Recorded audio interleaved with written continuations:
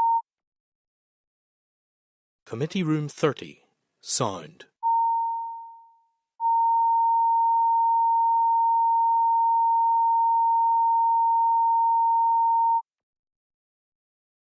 Committee Room 30, sound.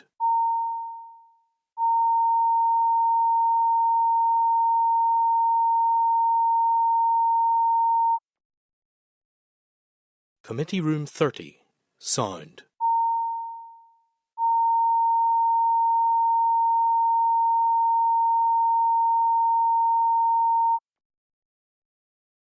Committee Room 30, sound.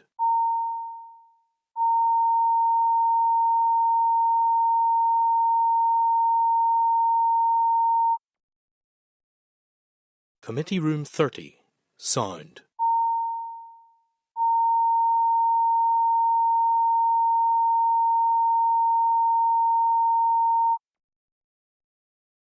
Committee Room 30, sound.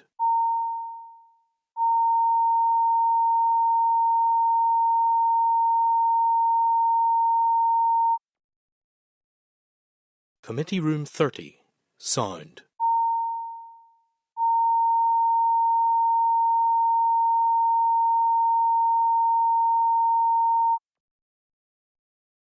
Committee Room 30.